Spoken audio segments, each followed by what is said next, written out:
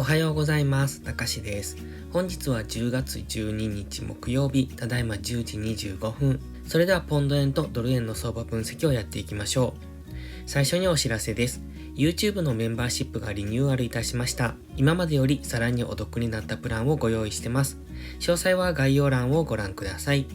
それでは前半はポンド円、後半はドル円をやっていきます。まずはポンド円の冷やしからですね。昨日ポンド円陽線になってきてます。ここのところずっと揉み合っていた、この辺りで揉み合っていたんですが、そこを一つ上抜けた感じですね。現在 GMMA の青帯の上に乗せてきてますので、ここからは上昇しやすい試合には入ってきました。ただし、ストキャスティクスは高値圏、ストキャスティクスが高値圏にある時のロングエントリーは優位性がありませんので、まずはこの過熱感の解消を待ちたいところ。ただし、マックディ強いですので、もしかするとこのままスルスルと上昇していくという可能性もあります。現在はこの白のライン、過去の高値付近まで来てますので、やはりここから上抜けるというよりは、一旦の下落を待ってからの次の上昇をイメージしておきたいですね。ただし、大枠でこの大きなレンジというのはまだ崩してませんので、この緑の矢印の動きですね、上がったり下がったりというレンジをまだ続ける可能性はあります。まだ GMMA は収束してますので、この辺付近でのレンジということは考えられますので、まだもうしばらく上昇するかもしれませんが、やはりストキャスティクスが高値圏にありますので、上昇すれば次は調整の下落をすると思っておいた方がいいと思います。チャンネル登録してね。では4時間足です。4時間足は今までの下落トレンドを崩してきました。この黄色のボックスの中で今は動いていたんですが、そこを上抜けてきましたので、一旦は上昇を見ておきたいですね。ただし、現在からのこの上昇ですが、先ほど日足で言ったように、ちょうどこの日足のラインがありますので、184円付近っていうのは重しになってくると思いますので、一旦は調整の下落を待ちたい。ストキャスティクスも高値圏ですよね。日足のストキャスティクスも高値圏にあったので、一旦の調整の下落を待って次の上昇をイメージしておくといいと思います。昨日比較的強く上昇してきましたので、このままスルスルと上昇する可能性もあるんですが、現在地付近っていうのは過去のここ見ていただいてもわかりますが、過去も揉み合いになっているところなんですね。ですので、この辺りで、この値幅ですね、過去のこういう値幅での揉み合いっていうのが起こってくる可能性がある、そういうところに来ておりますので、ちょっとトレードとしては難しくなるかもしれませんので、中途半端なところでポジションを持つと、比較的大きめの押しをつけに行ったりみたいな動きをするかもしれないので、そこは注意です。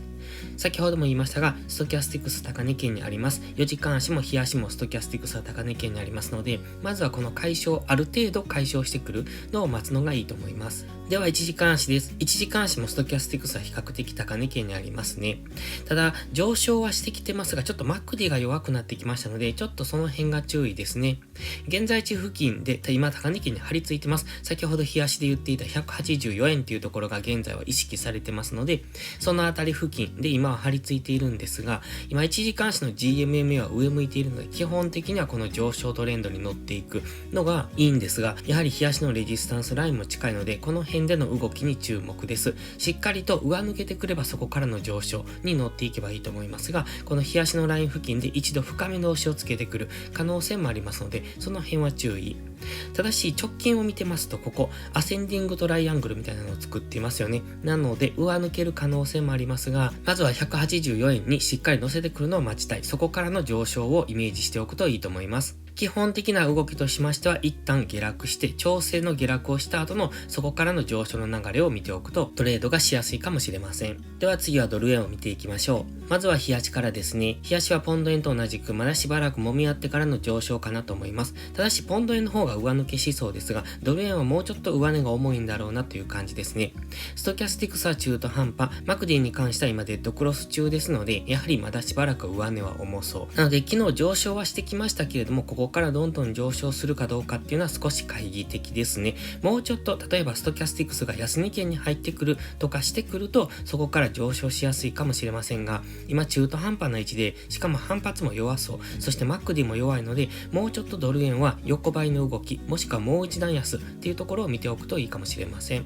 では4時間足です。4時間足は今レンジですよね。大枠ではこの赤い平行チャンネルの中で動いてますが、ここ最近も平行チャンネルの影に接触ししては上昇、接触しては上昇みたいな動きはしているんですが、それでも上昇しきれないという感じで、大枠ではこの辺りでのレンジですよね。直近の安値の 148.3 付近、そして高値がこの辺り 149.3 付近ですね。148.3 から 149.3 の付近でのレンジかもしれませんので、昨日もその辺りまで上昇してきた 149.3 付近までは上昇してきたんですが、そこから今ちょっと上値が重そうですね。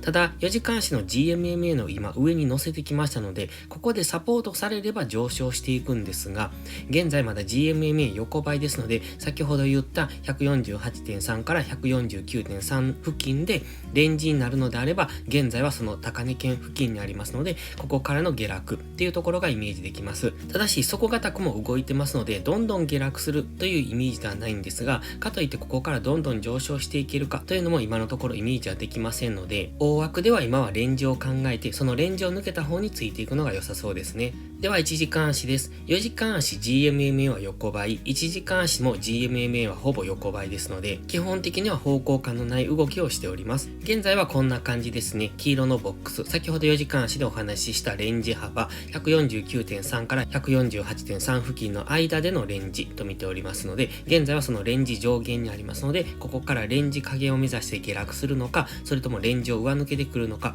というところです。もしこのレンジを上抜けてくれば、先ほどの4時間足の赤い平行チャンネル、ここに走ってますこの赤い平行チャンネルのセンターラインとか、次は上限が意識されてくると思いますので、その辺を見ておきたいですね。今、ドル円はかなり方向感なく動いてます。4時間足の GMMA 横ばい、1時間足も横ばい。なので、基本的にはレンジ、わかりにくい動きをしてますので、買っていくのであればしっかり下がったところから、売っていくのであれば上がったところから、どちらにしても引きつけてトレードしていくことが大切です。